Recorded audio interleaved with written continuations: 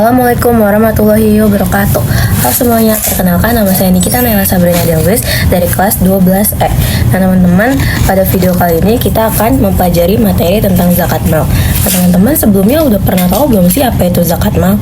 Nah teman-teman, zakat mal ini berasal dari kata bahasa Arab yang artinya harta atau kekayaan, yaitu al-amwal, jamak dari kata mal, yaitu segala hal yang diinginkan manusia untuk disimpan dan dimiliki. Nah zakat mal berarti zakat yang dikenakan atas segala jenis harta yang secara zat maupun substansi perolehannya itu tidak bertentangan dengan ketentuan agama. Nah teman-teman, kalau jenis harta yang dikenakan zakat yaitu yang pertama ada zakat simpanan seperti emas, perak, dan barang berharga lainnya. Yang kedua ada zakat atas aset perdagangan. Yang ketiga ada zakat atas hewan ternak. Yang keempat ada zakat atas hasil pertanian. Yang kelima ada zakat atas hasil olahan tanaman ataupun olahan hewan. Yang keenam ada zakat atas hasil tambang dan tangkapan laut. Yang ketujuh ada zakat atas hasil penyewaan aset. Yang kedelapan ada zakat atas hasil jasa profesi. Yang kesembilan ada zakat atas hasil saham dan obligasi. Nah teman-teman, dari zakat-zakat tersebut tentunya ada syarat-syarat nih untuk melakukannya. Yang pertama itu kepemilikan penuh, artinya zakat mal sepenuhnya milik orang tersebut. Yang kedua, harta halal dan diperoleh secara halal. Jadi zakat mal tuh harus diperoleh maupun didapatkan dengan cara yang halal, sehingga harta yang dimilikinya bisa menjadi zakat mal yang halal.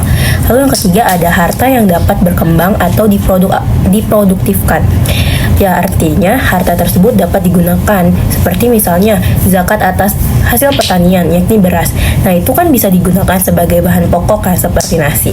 Lalu yang keempat, mencukupi nisab. Jadi zakat tersebut sudah mencapai hitungan yang sudah ditentukan. 5. Bebas dari hutang. Harta tersebut tidak terkait dengan hutang piutang.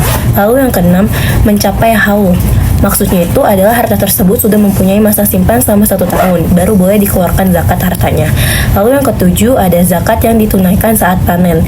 Nah, zakat ini untuk zakat pertanian ya. Misalnya di sebuah peraturan tuh telah tertulis nih, zakat pertanian sebanyak 1 ton. Nah, ternyata si petani dalam 1 tahun itu mempunyai lebih dari 1 ton. Nah, 1 tonnya itu yang harus dizakatkan. Bila kelebihan dari hasil panennya lebih dari 1 tahun, maka petani wajib menzakatkannya. Nah teman-teman, dalam perhitungannya ternyata ada rumusnya nih. Itu rumusnya 2,5% dikali jumlah harta yang disimpan selama 1 tahun. Nah itu adalah cara untuk membayar zakat mal. Nah kita pakai contoh aja ya. Misalkan seorang ini menyimpan emas sebesar 10 gram selama 1 tahun. Nah artinya itu udah bisa dibuat zakat mal kan. Nah jadi kalau 10 gram dijadikan sebagai uang itu sekitar 12 juta. Nah karena 1 gram emas itu sekarang 1.200.000 kan, kurang lebih. Nah jadi tinggal dikalikan saja 2,5% dikali 12 juta yang hasilnya sama dengan Rp300.000. Nah jadi seseorang itu harus membayarkan zakat mal sebesar Rp300.000. Nah untuk penerima zakat mal, yang pertama itu ada fakir. Itu dia ini mempunyai harta namun sedikit. Lalu yang kedua ada miskin. Dia ini di atasnya fakir, dia itu penghasilan tetapi hanya cukup untuk makan. Lalu yang ketiga ada amil, yaitu orang yang meneruskan zakat. Yang keempat ada mualaf, orang yang baru masuk Islam. Yang kelima ada rikob, hamba sahaya atau dia ini sebagai budak. Lalu yang keenam ada garim atau gorimin, yaitu orang yang memiliki hutang dan kesulitan dalam melunasinya. Yang ketujuh ada fisabilillah, yaitu pejuang agama Islam. Yang kedelapan ada ibnu sabil, yaitu orang yang kehabisan bekal dalam perjalanan jauh. Nah teman-teman, ternyata dalam zakat mal ini kita bisa mengambil hikmah nih. Nah hikmahnya itu yang pertama sebagai penghapus dosa. Lalu yang kedua sebagai pelindung dari hari akhir. Yang ketiga mendambakan rezeki. Yang keempat membantu meringankan beban hidup orang lain. Dan yang kelima mengajarkan kita untuk merendahkan hati. Nah teman-teman, sekian dari materi yang dapat saya sharing. Kurang lebihnya mohon maaf.